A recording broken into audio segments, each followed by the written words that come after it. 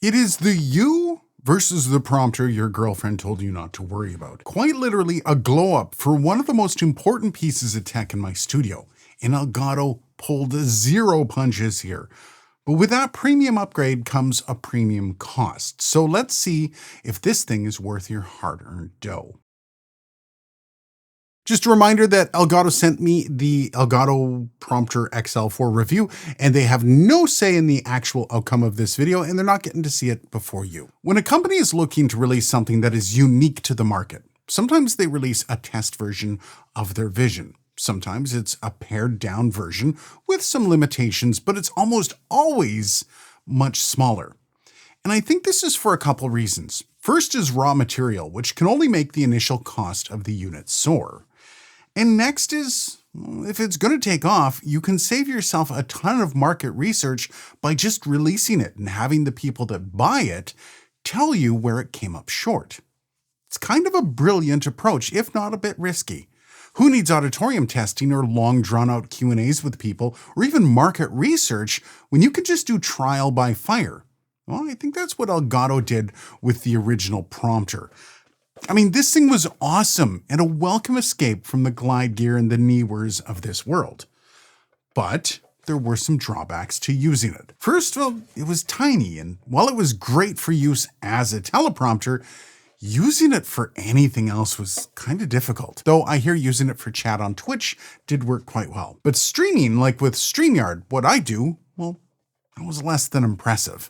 Its size made using it as a second screen kind of useless, as I couldn't even see Dylan while I was live streaming with it, let alone the chat. So I continued streaming while staring down at my computer.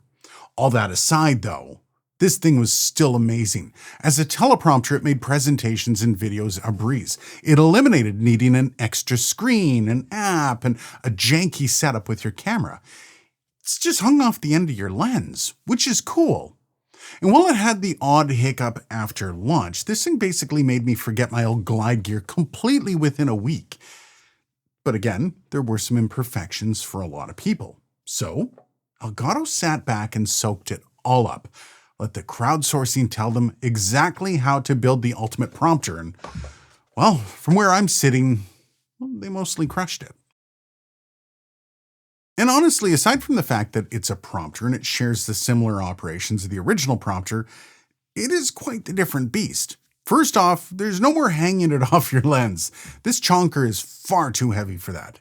With this, you're forced to mount your camera to it, which I'm not gonna lie, is kind of one of my favorite parts about the original prompter. It was kind of just discreet. This thing does not have such a moniker. Due to its size, it's a bit more of a setup as well, but if I can do it, don't worry, there's pretty much hope for anyone with more than a grade 2 education. Again, it is hub run with a single USB cable, which I do have to say, it's nice to see the USB-C to USB-C. I'm noticing less and less that is accepting the USB-A, and I don't think that form factor is going to be long for this world. One big upgrade on the outside of this, though, is a power switch. That's actually really cool to see. You see, sometimes you don't need it to be running, and with the original prompter, you would have to unplug it. And because it was a lampshade on my lens, I found myself pulling it off a lot. But since this is more or less a permanent fixture to my tripod, that switch is a nice touch, so I don't have to see my last script reminding me of the 10 of 10 I got on YouTube. Not to mention, you can just pull the screen off like this. That's actually kind of cool. It becomes literally a little monitor. I'd love to see something to like hold this so you can pull it off and like mount it beside you.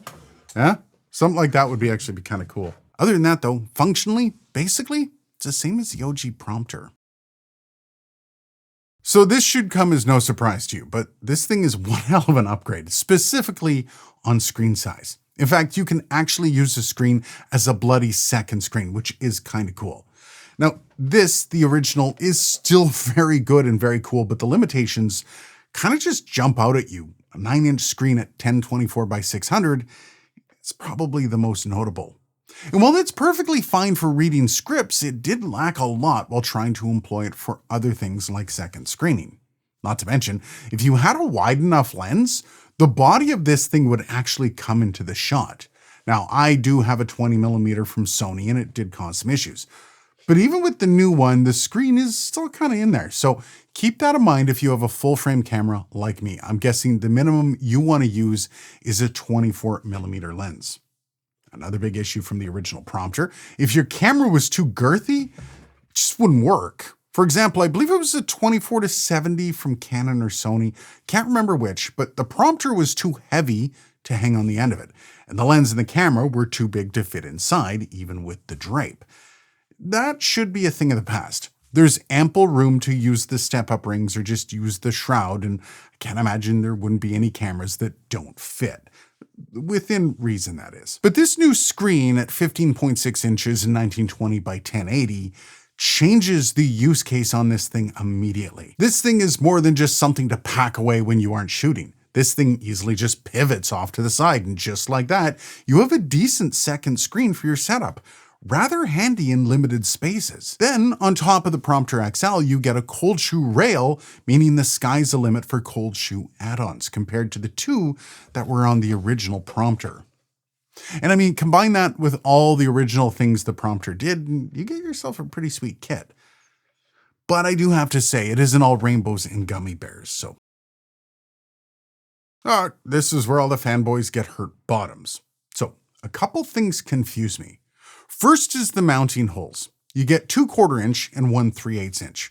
The natural 1/4" is just a touch too far back, and the camera bracket interferes with my quick release on the tripod. But if I put it on the front 1/4", my camera is way back there, and even with a Manfrotto tripod, having all the weight on the back makes it slowly droop backwards unless it is inhumanly tight. This isn't a deal breaker by any stretch, but it sure as hell is annoying. Why not have a few mounts in the middle? And lastly, the step-up rings and camera bracket are kind of frustrating. I find myself slightly nervous when connecting the lens to the back, as it's this awkward pushing down on the lens while at the same time trying to screw in the bottom of the camera. I'm not a fan of that with my several $1,000 investment that my channel kind of hinges on. I mean, I can just use the shroud and it's just fine, but again, I don't want to. Kind of want to use it as intended. Maybe if there was another way to have the lens attached to the prompter, maybe magnets or something like that would make it a bit more premium. Anyways, again, it isn't one of the big deal breakers, but repeat after me, it sure as hell is annoying. So despite my annoyances, let me be crystal clear. Every once in a while, there's a product that comes along that just bridges a gap between the professional and the consumer. Now, before the prompter, teleprompters were either, glide gear or some other hulking monstrosity that cost thousands. And even with the cheaper unit, like the glide gear, you still needed a second screen to use, as well as one of the many teleprompter apps that you needed to pay for it to work as intended. And if you're any type of content creator that works with scripts like I do, a teleprompter is one of the most impactful things you can buy for your studio. And in the same breath, the new XL has me not looking back at the original prompter. It is that much of an upgrade to my workflow. And if you're like me thinking that the smaller version just didn't do all the things to justify that price for your setup, well, this thing does seem to clear all that up. This is the runaway champion of teleprompters for studios by a long shot. And while that aforementioned price is rather steep, that $600 looks a lot more acceptable when you compare this to a 2-screen setup. And on top of it, you get a teleprompter to get you all the awkward eye contact with your community that you want. So I'm going to call this an immediate win. And if you're working without a teleprompter and think that it might add to your content, it will, and you should get a teleprompter. Whether it's this or the XL is kind of up to you. Let me know what you think though. Do you think the XL is worth the $600 price tag? Hit me up down below. Cheers, guys, and thanks for watching.